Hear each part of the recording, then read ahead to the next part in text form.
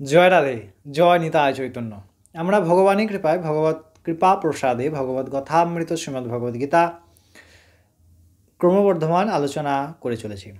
আজ আমরা তৃতীয় শ্লোক শ্রীমদ্ ভগবদ্গীতা ত্রয়োদশ অধ্যায় ক্ষেত্রজ্ঞ বিভাগযোগ বা প্রকৃতি পুরুষ বিভাগযোগ আলোচনা প্রসঙ্গে অগ্রসর হব। এখানে ভগবান প্রথমে অর্জুনের প্রশ্ন, ক্ষেত্র এবং ক্ষেত্রজ্ঞ কী। ভগবানের প্রথম উত্তর, দেহ এবং সেই জানা জ্ঞান বা সেই তত্ত্বটিকে যিনি জানেন তাকে ক্ষেত্রজ্ঞ বলে ভগবান অভিহিত করলেন। এরপরে ভগবান ক্ষেত্রের বিশেষ বিভাজন এবং ক্ষেত্রজ্ঞের বিশেষ বিভাজন আলোচনা করবেন।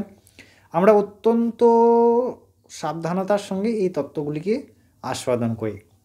যারা ভগবানের কথা জানতে চাইছেন তারা ওয়েলকাম, যারা না জানতে চাইছেন তাদেরও ওয়েলকাম। যদি কোনো একটু মুহূর্ত বা কোনো একটি কথা আমরা জীবনে ধারণ করতে পারি তাহলে কিন্তু আমাদের জীবনে অনেক আনন্দ প্রদান করতে পারবেন ভগবানের এই কথা। কারণ ভগবানের নাম, ভগবানের ধাম, ভগবানের রূপ, ভগবানের লীলা সবই সচ্চিদানন্দময়। তার ফলস্বরূপ আমরা আনন্দই পাবো, পরম আনন্দ পাবো। চলুন কথা না বাড়িয়ে তৃতীয়তম শ্লোক শ্রীমদ্ ভগবদ্গীতা ত্রয়োদশ অধ্যায় ভগবান কি বলছেন অর্জুনের উপদেশে ক্ষেত্র এবং ক্ষেত্রজ্ঞ বিষয়ে আমরা সেই প্রশ্নটির আবাহন করি বা আস্বাদন করি।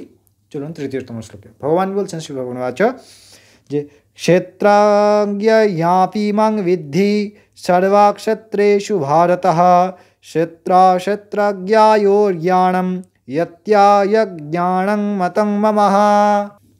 অর্জুন বলছেন, ভগবান বলছেন যে হে ভরতবংশোদ্ভব বংশীয় অর্জুন, তুমি সমস্ত ক্ষেত্রের মধ্যে ক্ষেত্রজ্ঞ হিসাবে আমাকেই জানবে এবং ক্ষেত্র এবং ক্ষেত্রজ্ঞের যে জ্ঞান তাহাই একমাত্র প্রকৃত আমার জ্ঞান বা প্রকৃত তত্ত্বজ্ঞান।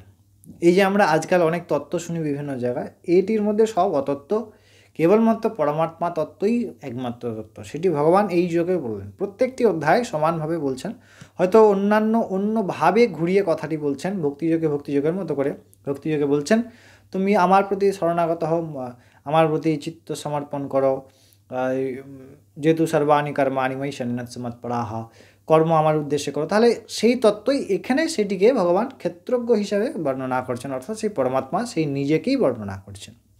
সুতরাং ভগবানের যে কথা, ভগবানের যে উপদেশামৃত, তাহা আমি যে কোনো শাস্ত্র অধ্যয়ন করি তা মিলিয়ে জুলিয়ে সেই একই জায়গায় আসে, সোজা কথা। এইখানে ভগবান অর্জুনকে বলছেন যে হে ভারত বংশীয় অর্জুন, এই ক্ষেত্রের মধ্যে অর্থাৎ তুমি যে শরীর দেখতে পাচ্ছ তার মধ্যে ক্ষেত্রজ্ঞ বলে কাকে জানবে না, আমাকেই জানবে।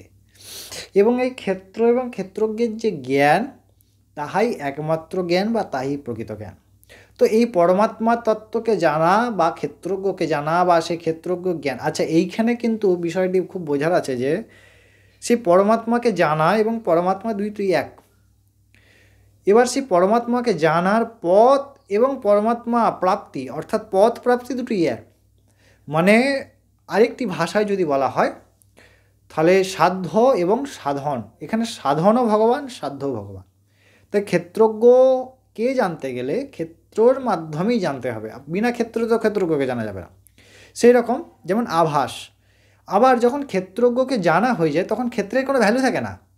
কারণ ভগবান আস্বাদন, পরমাত্মা আস্বাদন কেমন হয় না, সেই পরমাত্মাতে যতক্ষণ না মিলিত হয়ে যায়, অর্থাৎ সমুদ্রের মধ্যে যতক্ষণ না মিলন হয় ততক্ষণ সমুদ্রের আস্বাদন হয় না। কৃষ্ণ হয়ে কৃষ্ণকে জানতে হয়।